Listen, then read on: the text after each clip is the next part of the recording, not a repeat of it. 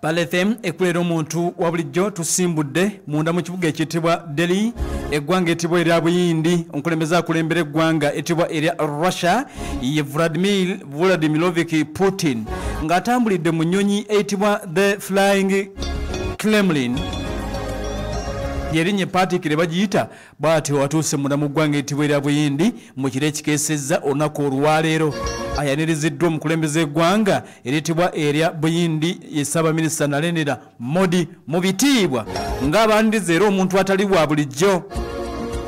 Engeri abayindi gye bayanirizamu Vladimir Putin bakulaze nti gwe baaniriza si wa bulijjo. Tutegedde nti ebyokwerinda binyezedde wonna ku kisaawe Vladimir Putin wagudde aliko summons za kooti y'ensi yonna ICC n'olwekyo bamwetaagako kopi. Kaakati Buyindi enywezezza ebyokwerinda fighter jets zirabiddwako mu bwengula bw'ekibuga ekiyitibwa Delhi n'ebitundu Putin gy'ayitidde. Jozi bwe yagenda mu Alaska Vladimir Putin ennyonyi z'eggwanga lya America ennwanyi zaagenda maaso n'okumuwerekera ng'ayingira ne ng'afuluma ye Vladimir Putin. Kakati era bwe kibadde ebyokwerinda bibadde ggulugulu ekyenkaniddewo mu kibuga ekiyitibwa Delhi bw'abadde agenda maaso n'okeka nti atonnya the mad Vlad abazungu be bamuyita oba Vladimir Putin omukulembeze eggwanga eryetibwa erya Russia. Kakati wakati mugenda maaso n'okumulaga nti musajja wa kitiibwa ekyenkaniddeawo wakati mu kumusoosowaza wakati mu kumujajjata the Vladimir Putin wulo bamukubidde emizinga 21 bamukubidde emizinga 21 nga yakatonya. Buyindi ekasuse emizinga 21 oba ekubye gun salutes 21 bw'abadde atuuka ebadde zibadde 21 era bamuwadde guard of honor bamuwadde red carpet. Ssaabaminisita yennyini yagenze maaso n'okeka nti amunonye ku nnyonyi ng'agenda maaso n'okuba nti atuuka. Okusooka Buyindi babadde bategeeza nti omukolo ogwo ogujja kukulemberamu vice president yajja okumunona wabula abadde Ssaabaminisita yennyini oluvannyuma beekyusiza ne basindika omubedde omunene w'eggwanga n'agenda ayaniriza Vladimir Putin. Kaakati buno bugenyi bwa Putin obusoose Buyindi kasookedde ng'agenda maaso n'okeka nti alumba eggwanga etibwa erya Ukraine mu mwaka 2022 gigenda okuwera emyaka 4 mu mwezi ogwokubiri omwaka ogujja nga eggwanga lya Russia liri ku basajja abayitibwa aba Ukraine ligenda maaso n'okeka nti litimpula abadde tagendangako Buyindi. Kati agenze okusooka amagavumenti highlight ezisoose yengeri Buyindi gyegenze maaso n'okeka nti etaddewo embeera. Kaakati okwaniriza omukulembeze ennyaniriza gyokka okulaga gwe bakyazizza.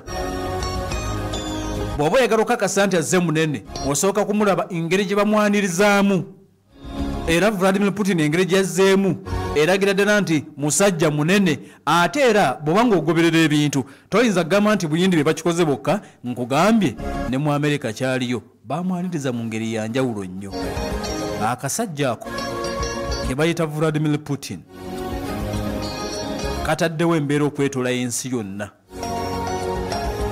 era okkiriza nti bakulembeze bangi bamuwa ekitiibwa yadde nga musajja kajabangu naye musajja aweebwa nnyo ekitiibwa ekyenkaniddeawo musajja atiika tetumanyi atiika lwaki naye bamuwa ekitiibwa buli walaga n'okumulaga nti munene Vladimir. Kakati katudde ku bugenyi obwa agenzeko munda mu ggwanga lino. Putin nga yakagenda maaso n'okulabika nti atuuka ku kisaawe nga bamaze okulabika nti bamwaniriza. Waliwo omukutu oguyitibwa India Today ogumukozeeko ka interview wakamangu nga yakatuuka. Jjukira nti bwe yagenda mu America yagaana okwogera n'amawulire agasinga ng'akimanyi baali bagenda kubaako ebibuuzo bagenda maaso n'okuba nti bamubuuza oba oliawo ebyali biyinza okuba nti bimujja mu mbeera. Kakati Buyindi abadde takitya nnyo era wakati nga yakagenda maaso n'okuba nti atuuka ab'amawulire abawaddeko ka interview n'ayogera oba oliawo ku nsonga ez'enjawulo. Kakati okusooka bijjidde mu kaseera meeting eno Donald Trump abadde yakamala wejjidde nga Trump yakamala okuteeka nnatti ku byamaguzi by'eggwanga etibwa erya Buyindi ebitundu 25 yabongerwa si nnatti in fact omusolo ogw'ebyamaguzi ebiva e Buyindi ogenda munda mu ggwanga lya America nga biriko omusolo gwa ebitundu 25. America eteeka nnatti oba eyongeza omusolo ku byamaguzi bya Buyindi nga nti ebonereza Buyindi olw'okugula amafuta g'eggwanga eryetibwa erya Russia. ensi ng'eyagala okulaba nti Russia ava mu lutalo lw'e Ukraine yatandika okusala empenda balabe omusajja bamufoosinga batya okuva mu lutalo. Tumuteekeko natti, tumuboole, tumugobe mu byemizannyo. Kakati amafuta alina mangi, tetuddamu gamugulako, tetuddamu mugulako oyiro. Byonna ebyo babadde babikola okulaba nti balemesa Russia, era bangi baali babaze nti bwe tukikola emyaka ebiri bwegiti akasajja kajja kuba kaavuwadde, Russia economy egenda kubeera egudde nga takyasobola kweyimirizaawo, nga tasobola kweyimirizaawo, awo tujja kuba tumusobodde. Kakati Russia kyeyakola buli gyakufumbira y'omutwe omufumbire y'ebigere ne mwenkanye evvumbe. Eggwanga lya Russia kye lyakola ne lisala mufutaga, ne lisala bbeeyi y'amafuta. Abalasha okusigala nga batunda amafuta katale k'ensi yonna bagasala ebbeeyi ne bagamba nti kakati ayagala okugula amafuta gaffe ku layisi, jangu tukuguze. Abayindi ne bawanika ne bagenda mu maaso n'okuleka nti bagamba nti ffe weetuli, bw'oba yagatuguza agasaliddwako ebbeeyi weetuli. Abayindi ne batandika okugula amafuta ku ggwanga ereetebwa erya Russia agaliko discount y'amaanyi ddala. Kino kyanyiza nnyo eggwanga lya America ng'egamba nti mu kaseera nga tuli mu kupushinga omusajja tumuteeke ku mmeeza, omusajja tumupushinga yavuwale abeere nga takyasobola kulumba banne, ate Buyindi awanise omukono ayagala kugula mafuta. America yamanya nti Buyindi akatale k'amafuta kangi kubanga ebyaddala balina abantu bangi nnyo, era ne kibanga kyabakuba wala nnyo okuba nti eggwanga lya Buyindi ligenda kugula amafuta ag'eggwanga ereetibwa erya Russia. Kale nno Vladimir Putin bw'abadde agenda maaso n'oleka nti ayogera nga yakatuuka agambye nti yeewuunya engeri America gy'asobola okugamba abantu nti temugula amafuta ga ggwanga lya Russia ate nga yalina freedom egenda maaso n'oleka nti munnange egula ebyamaguzi byonna nga walabise okuba nga bwe bagenda maaso n'okuba nti babyagala ebintu nga ebitambula. Kale n'ekifaananyi ekigenda maaso n'okulabika nti kivaayo ku nnyonyi nga yakagenda maaso n'oleka nti ava ku madaala. Wabaddewo haaga ennene emuweereddwa Ssaabaminisita Narendra Modi, of course ne handshake nga bakulengeza bakulembeze ababiri ab'amawanga ampuliriza agamu ku ga super power nga bagenda maaso n'okuba nti beeyaniriza. Message egenze butereevu eri ensi. Obugenyi bwa Putin n'engeri gye bamwanirizzaamu wano byongedde okulaga nti tali isolated nnyo ng'ensi bw'egamba, yadde nga abazungu bakulemberamu ekyokuba olw'omusajja, naye ampuliriza mu kitundu ekya Asia ng'obaliddeko n'amawanga ga super power omuli China, omuli banampuliriza Babuyindi, ba Iran n'amawanga amalala baagana okuboola Putin olw'okulumba eggwanga etibwa erya Ukraine. Era kabadde kabonero kanene akalaga nti Putin alina abantu basobola okusigala ng'akolagana nabo newankubadde nga bamuboola abasigadde abazungu n'abalala. Kati ebifaananyi biva eno bibadde ng'ebigenda okulumya obutereevu ab'e Bulaaya, ebirumya obutereevu Abamerica nti tukyalina naffe abatukkiririzaamu. Putin yeewuunyizza nnyo bagambye, yeewuunyizza era n'avumirira eky'America nti okuteeka natti era okuteeka omusolo ku byamaguzi byabwe kubanga bamugulako amafuta. N'agamba nti ekyo kyogera otya, Yindi yali tesobola kuba na lukusa kutugulako amafuta, America nga waagagula Buyindi.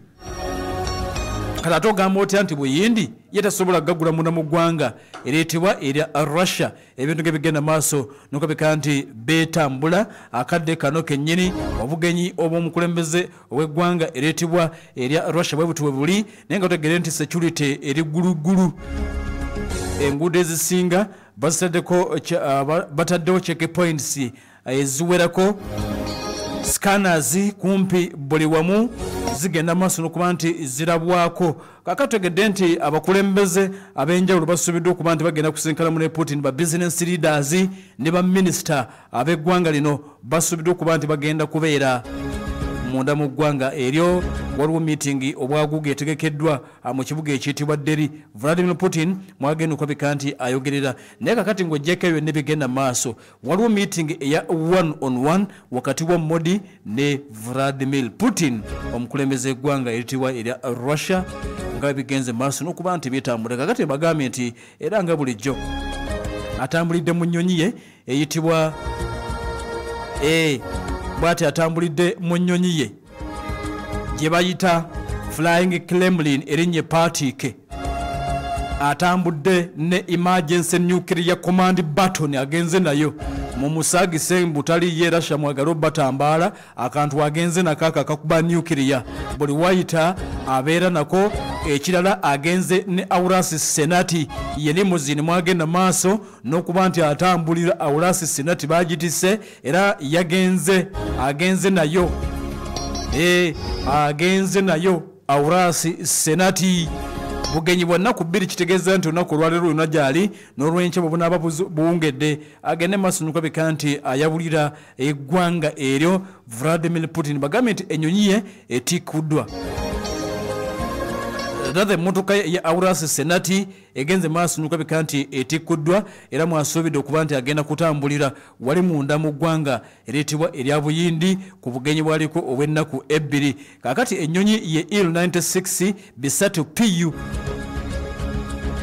kitegeeza panketi wupula neiya oba command post bagiteekako PU kitegeeza mu Russia panketi wupula vereniya oba the command post bajeeta myaka gya 12 kati babagamba nti command post kitegeeza nti asobola okusinzirawo buli kimu naba nga akikwasigana na commandinga singa wabeera bwetaagawo commandinga olutalo lwonna erimu missile defense counter measures nzibu nnyo yakuba bweba eri mu bbanga secure communication and nuclear command button for emergencies byonna biri ku nnyonyi eno ogyagenze maaso n'okabika nti atambuliddemu okumutwala munda mu ggwanga ereetebwa erya Buyindi kale nno tugenda okwongera okwetegereza ebinaava sayidi eyo ne mbagambye nti later today waliwo meeting ye n'omukulembeze eggwanga erya Buyindi Ssaabaminisita Narendra Modi mu kaseera kano Buyindi Putin ggwanga eriyitibwa erya